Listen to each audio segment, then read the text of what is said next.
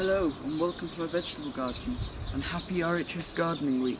So I'd just like to take a minute to say thank you to Liz Zorab and Erica's Little Welsh Garden for setting up this collaboration for RHS National Gardening Week. There'll be a link to their channels down below in the descriptions. So the reason that I'm making this video is to tell you the two reasons why I grow my own food. So the first reason is how the satisfaction of getting a seed, putting it in the ground in spring, then in summer or later in summer or early autumn, you go out into your garden and you have an abundance of food you can pick and use in the garden, and they're all nutritionally dense and really tasty.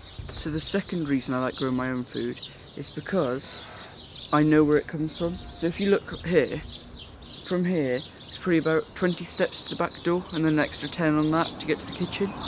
So that's hardly any distance from where it's grown to where it's eaten and prepared.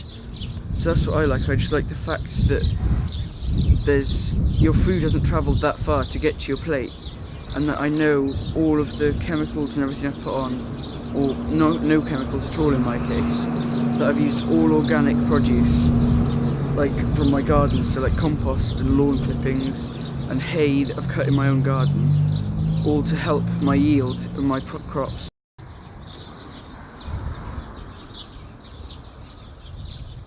So now I'm going to show you what food I'm growing this year.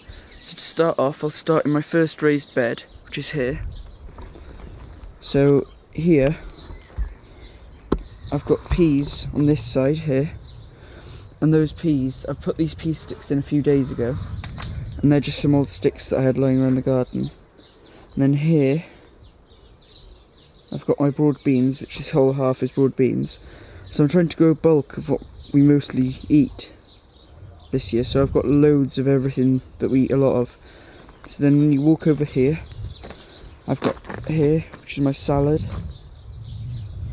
where I've got mustard greens, then I've got spring onions, if you can see through the mesh there, then I've got lettuce and radish there, and then all of this side here that isn't really growing much yet, that's carrots. So then coming over to this raised bed, this is my strawberry bed, which I've put netting over now. I'm not sure if it's the right time, so it'd be good to hear from you in the description or in the comments below. So then here's my little makeshift cold frame. I am making a bigger one, which I'm going to put by the shed over there, but for now this is all I've got for starting off seeds and stuff like that.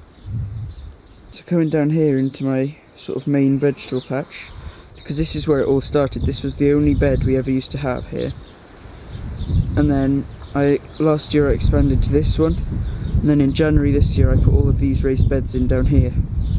So in this bed here I've got, that's blackcurrant over there, and that one I'm not too sure. Well, I've got red, white and black, I think.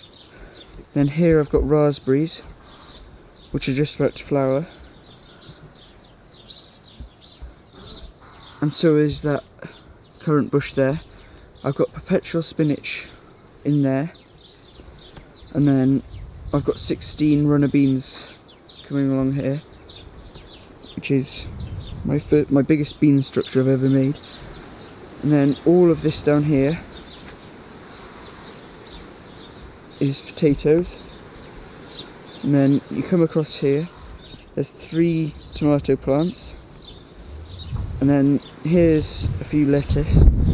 But this bed eventually, once the tomatoes and everything is finished, and I'm going to start putting things in soon, so you look out for videos for that. But where the lettuce is here, I'm going to have parsnips and Swedes, and then down the bottom here it's going to be my brassicas, where there's going to be sprouts, purple sprouting broccoli and kale. I do also have some kohlrabi seedlings, which I might put some kohlrabi in somewhere here, or I'll just try and find a pot somewhere to put it. But they were kindly given to me by Hugh's Nursery yesterday when he came to visit, which you'll know if you're following me on Instagram. So if you're not following me on Instagram, head over to Instagram, it's @the Welsh Gardener, and give me a follow, and also give Hugh's Nursery a follow, because he's also a really great gardener. So now on to some perennial plants. So like here I've got some apple trees here and there, and they're already in blossom now, which Hugh was saying that his aren't already, so maybe it's a bit more sheltered here than where he is. But I've also got, over in the other part of the garden, over there,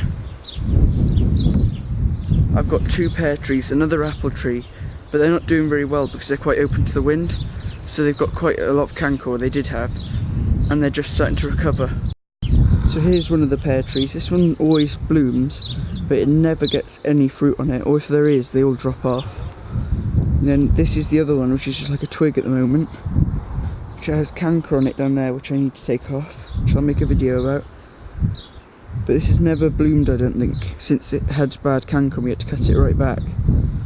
So hopefully that one and that one will start cross-pollinating soon when this one starts flowering again.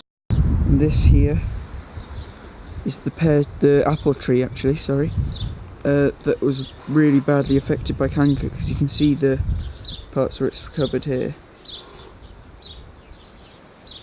And then down there as well.